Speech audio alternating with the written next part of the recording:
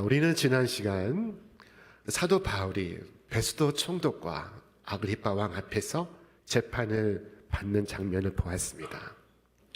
바울은 그 재판의 기회마저 복음 전파의 기회로 시간으로 사용하고 있었습니다. 마침내 모든 재판이 끝났습니다. 이제 바울이 청원한 대로 그는 죄인 아닌 죄수가 되어서 로마의 황제 앞에 서기 위하여 이탈리아로 출항하게 되었습니다. 자, 바울이 다른 죄수들과 함께 호송부대 호위를 받으며 가이사랴를 출발하여 이탈리아로 향합니다. 외형적으로 한 죄수가 예루살렘에서부터 로마로 압송되어 가는 장면입니다. 그러나 여기에는 하나님의 오묘한 섭리가 있었습니다. 이것은 바울의 제4차 전도 여행의 출발이었습니다.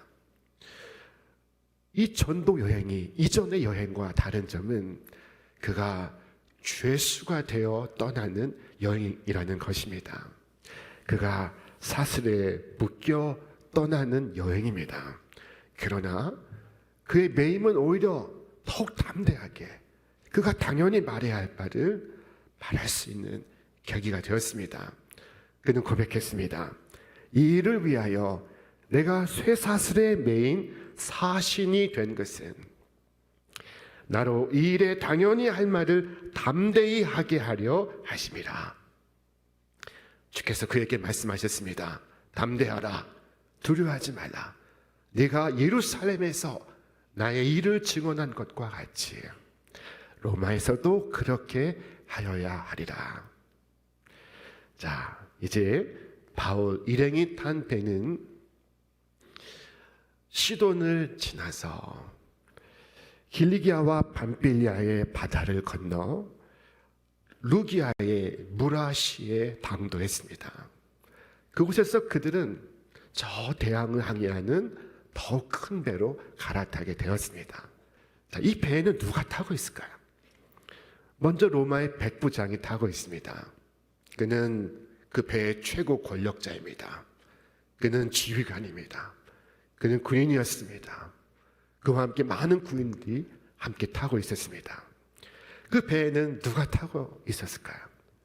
그 배에는 선주와 선장이 타고 있었습니다. 그들은 돈을 벌기 위하여 배에 승선해 있습니다. 그 배에는 많은 화물들이 실려 있었습니다. 그 배에는 누가 타고 있었을까요? 그 배에는 한 사나이가 타고 있었습니다. 그의 이름은 바울입니다. 그는 죄수입니다. 자, 그리고 여러 사람이 타고 있었는데 모두 276명이 타고 있었다고 성경을 말씀합니다. 자, 그런데 로마로 가는 이 배는 순조롭지 못했습니다. 이 배가 가는 길에 파도가 심했으며 바람이 크게 불고 있었습니다. 바울 일행은 거세게 몰아치는 바람을 피해서 크레타 섬의 남부 작은 항구에 도착했습니다. 그 항구의 이름은 미항입니다. 한자어로 아름다운 항구로 표현했지만 그러나 그 항구는 잠시 머물다가 지나가는 작고 미미한 항구였습니다. 자, 그 항구에서 바울이 탄 배가 정착했습니다. 오늘 본문에 보면은 금식하는 절기가 이미 지났으므로 라고 말씀하고 있습니다. 유대인들의 금식하는 절기란 대속죄일을 가리키는데 그것은 우리의 달력으로 9월 하순에 해당이 됩니다. 이 시기에는 북서풍이 불어와서 이 북서쪽에 로마로 가는 항해가 어려운 계절입니다. 자, 이 지중해는 1년 내내 항해할 수 있는 곳이 아니었습니다. 겨울에는 항해가 금지되어 있었습니다. 가을에는 이 항해가 더욱 쉽지 않은 때였습니다. 오늘같이 자체의 동력을 지닌 철갑선도 항해하기 어려울 때 돛을 단 목선은 얼마나 더 어려웠겠습니까? 자, 그때 바울이 말했습니다. 여러분이요, 내가 보니 이번 행선이 하물과 배만 아니라 우리 생명에도 타격과 많은 손해가 있으리라. 바울은 지금 가지 않는 것이 좋겠다고 말하고 있습니다. 자, 바울은 이 백기를 13차례 여행해 본 경험이 있습니다. 그는 이 바다 위에서 3번 파선을 경험했습니다. 그는 이 바다 위에서 목숨을 잃을 뻔했던 적이 한두 번이 아니었습니다. 그는 이 바다를 알고 있습니다. 바울은 위험을 자초할 필요가 없다고 말하고 있는 것입니다. 이것은 자연 법칙에 순응하며 지극히 상식적인 판단이었습니다. 바울은 배가 폭풍의 위험에 직면할 수 있다는 것을 알고 항해를 멈출 것을 고언을 하였습니다. 그러나 로마 백부장은 그의 말을 듣지 않고 선주와 선장의 말을 듣고 그리고 서둘러 항해를 지속하기로 결정했습니다. 자, 여기에는 항해 일정을 줄여서 이득을 남기려고 하는 이 선주의 탐심과 또한 선장의 교만이 있었습니다. 바울이 만류할 때 그들은 말했습니다. 그거 무슨 소리요? 지금 여기에 이 많은 식구가 이 좁은 항구에 여러 날 머물러 있어야 한다는 말이요. 안 돼요. 더 큰 곳까지 우리는 가야 됩니다. 만약 지금 이 항구에서 더 오래 머물러 있으면 추가 비용이 발생할 것입니다. 아울러 이 배에 탄 사람들의 일정이 지연이 되어 손해는 더욱 클 것입니다. 우리는 더 크고 좋은 베닉스 항까지 가야 됩니다. 거기는 크고 넓고 유락시설이 잘 갖추어져 있어 겨울을 보내기 적합한 곳입니다. 바울은 안 된다.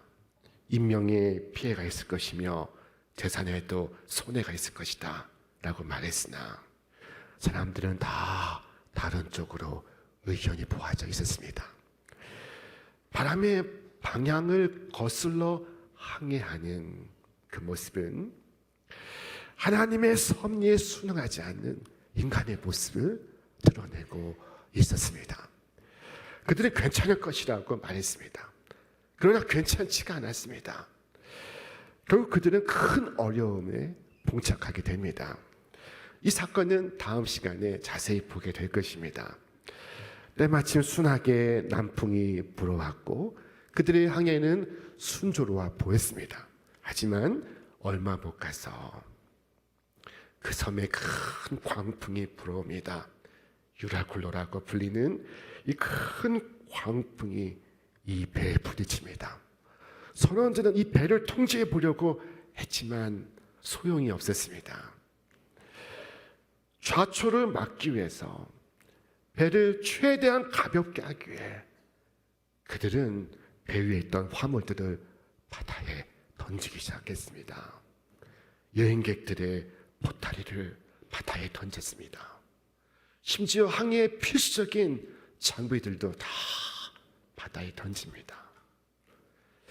그러나 해도 달도 보이지 않는 시간이 여러 날 계속되었습니다.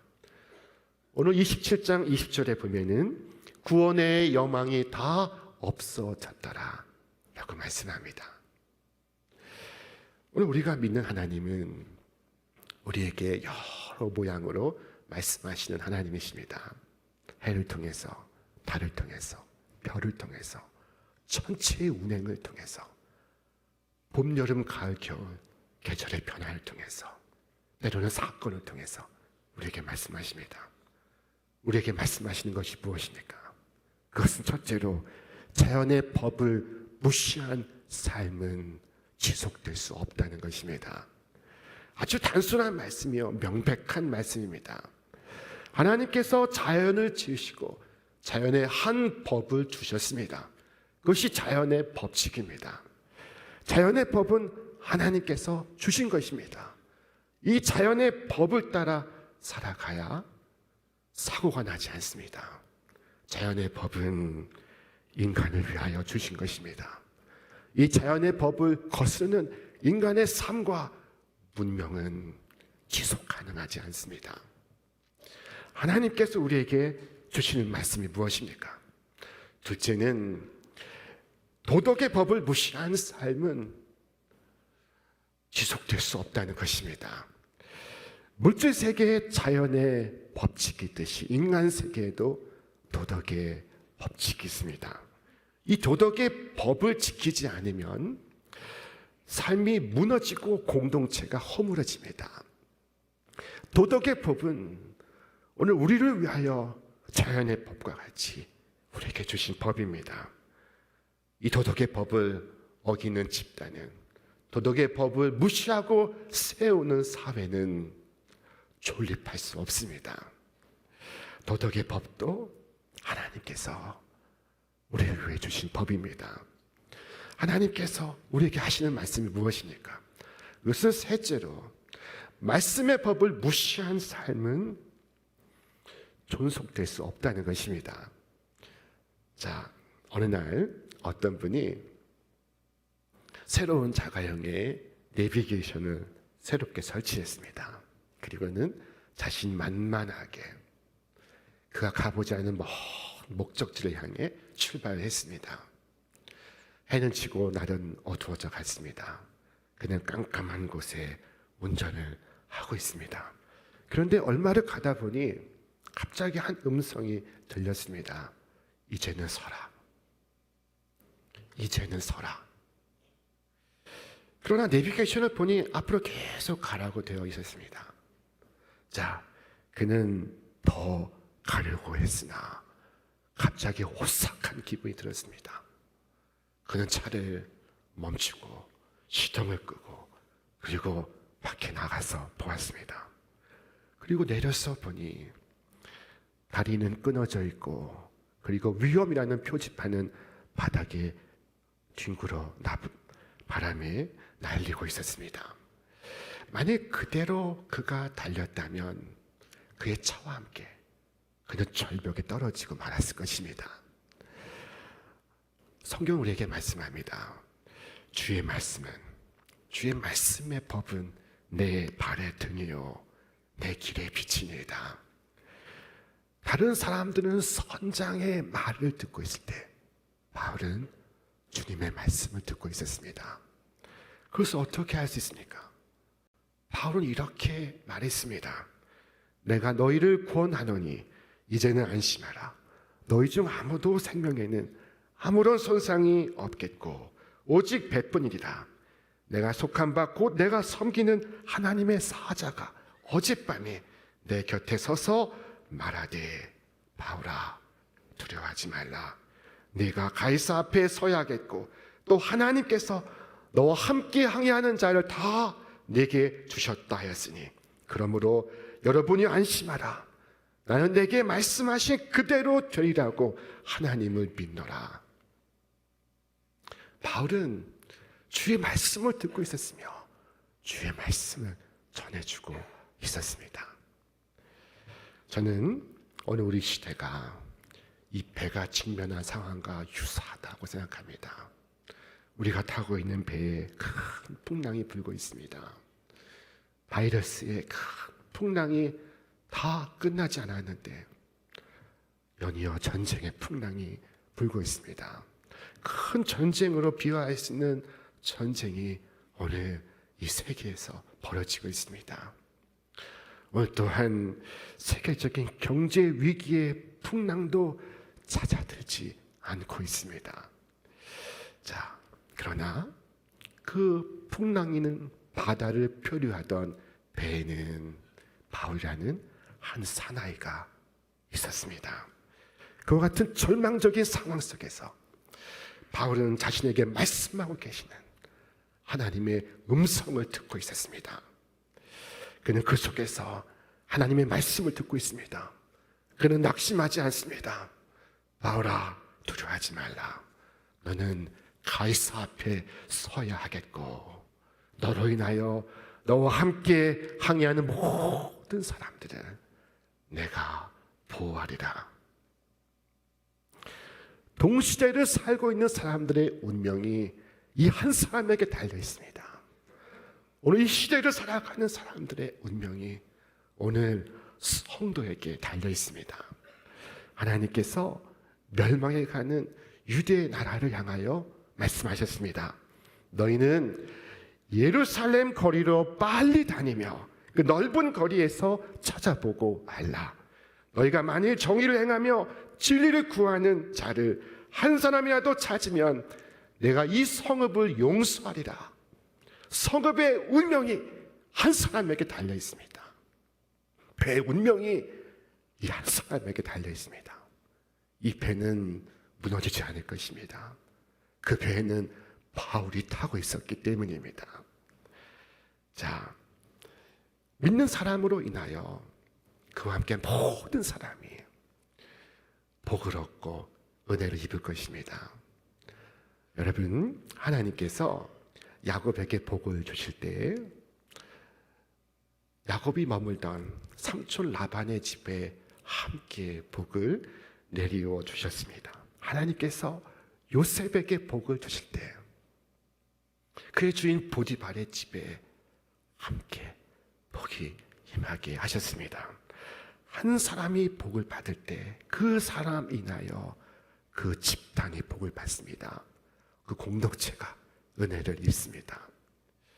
그 배에 타고 있던 276명의 생명은 바울 하나 때문에 무사할 것입니다.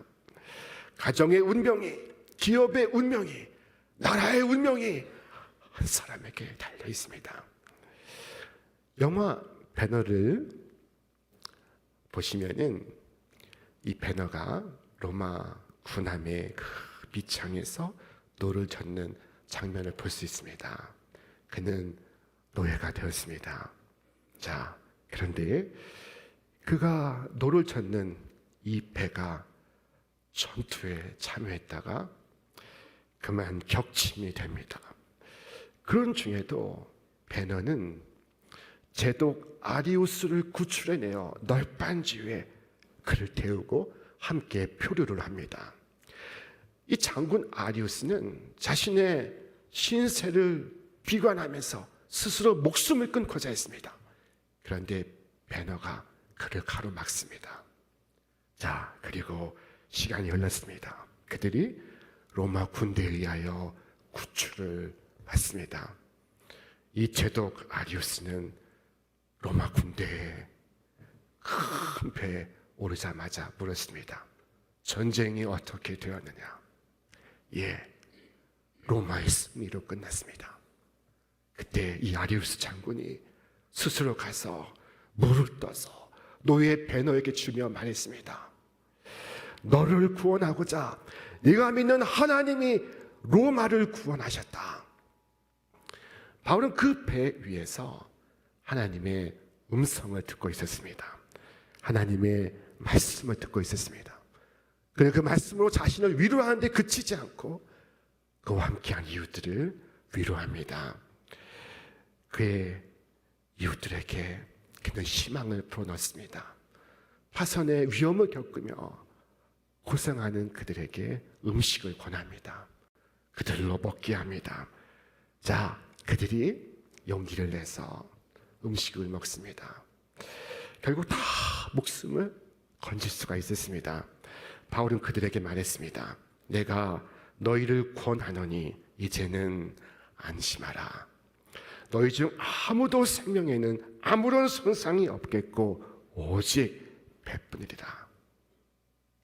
하나님께서 우리와 함께 하셨고 우리와 함께 하심이 아니냐. 너희는 안심하라. 그날 그 바다를 표류하던 배에는 바울이라는 하나님의 사람이 타고 있었습니다. 그는 칠흑 같은 어둠 속에서도 믿음으로 하나님과 연결되어 있었습니다. 오래전 탄광에서 사고가 났습니다. 탄광에 굴이 있었는데 그 한가운데가 무너졌고 양옆으로 작업하던 사람들이 갇히게 되었습니다. 자, 시간이 흘렀습니다. 며칠이 지났는지 모릅니다. 다행히 구조 작업이 시작이 되었고, 그리고 거의 같은 날, 같은 시각에 양쪽에 갇힌 사람들의 터널을 뚫어서 그들에게 다가갈 수 있게 되었습니다. 자, 그런데 이것이 웬일일까요? 한쪽에 있는 사람들이 다 죽어 있습니다. 그런데 다른 쪽의 사람들은 다 살아 있습니다. 이유가 무엇이었을까요? 조사를 해보니 한쪽에는 외부와 연결된 전화선이 살아 있었고, 다른 쪽에는 그 전화선이 끊어져 있었습니다. 자, 물이 없어서 죽은 것이 아닙니다. 음식이 없어서 죽은 것이 아닙니다. 소망이 없어서 죽은 것입니다. 모두가 같은 태풍 속에 있습니다. 모두가 같은 조건 속에 있습니다. 모두가 같이 어려움을 겪고 있습니다. 그러나 하나님과 연결되어 있는 그 한 사람은 그의 마음에 소망이 가득합니다. 그는 낙심하지 않습니다. 그는 그 풍랑을 지나가고 있습니다. 바울은 어둠을 뚫고 주의 말씀을 듣고 있었습니다. 그러나 백부장은 선장의 말을 듣고 있습니다. 오늘 여러분의 처지라면, 여러분이 백부장이라면 누구의 말을 듣겠습니까? 선장의 말을 듣겠습니까? 바울의 말을 듣겠습니까? 이유가 무엇입니까? 인생의 태풍에서 벗어나기 위해서 우리는 주님과 연결되어 있어야 합니다. 그분의 음성이 들리기 시작하면 우리의 두려움은 사라지게 될 것입니다. 바울은 지금 하나님과 연결되어 있습니다. 오늘 본문의 요절 말씀은 바로 10절의 말씀입니다. 우리 함께 읽겠습니다. 여러분이여, 내가 보니 이번 항해가 하물과 배만 아니라 우리 생명에도 타격과 많은 손해를 끼치리라. 내가 보니, 바울이 보고 있는 바는 무엇일까요? 그가 보고 있는 것은 선장과 선주가 보는 것과 같지 않습니다. 내가 보니, 내가 하나님의 일하심을 보니, 내가 하나님의 법을 보니, 하나님의 경륜을 보니, 그는 다른 것을 보고 있었습니다. 눈에 보이는 것만 보면 백부장과 같이 똑같은 결정을 내릴 것입니다. 현상만 보면 선장과 선주와 같이 결정할 것입니다. 그러나 내가 보니, 하나님의 일을 보니, 하나님의 법을 보니, 하나님의 말씀을 보니 다르게 보이는 것입니다. 이 안목을 가지시는 여러분과 제가 되시기를 주님의 이름으로 축원합니다. 내가 보니, 내가 깊은 것까지 보니, 내가 하나님의 마음을 보니, 하나님의 말씀의 법을 보니 알할 수 있는 안목이 열리시기를 주님의 이름으로 축원합니다. 우리가 살고 있는 이 세상은 유라굴로 광풍을 만난 세상과도 같습니다. 그러나 그 배 위에는 바울이라는 한 사나이가 타고 있었습니다. 그는 세상이 절망의 먹금으로 가득하여 아무것도 보이지 않을 때 그는 낙심하지 않고 있습니다. 하나님께서 그를 보호하시듯 그와 함께 있는 이들을 보호하실 것입니다. 오늘 우리 역시 이 바다 위에 어떤 상황에 처한다 할지라도 바울처럼 주님을 바라보며 주의 약속을 믿으며 주께서 주신 소망을 가슴에 품고 오늘 주께서 보내신 일에 힘껏 나아가시길 바랍니다. 주님께서 은혜와 은총으로 여러분과 여러분의 가정이 함께 하시기를 주님의 이름으로 축원합니다.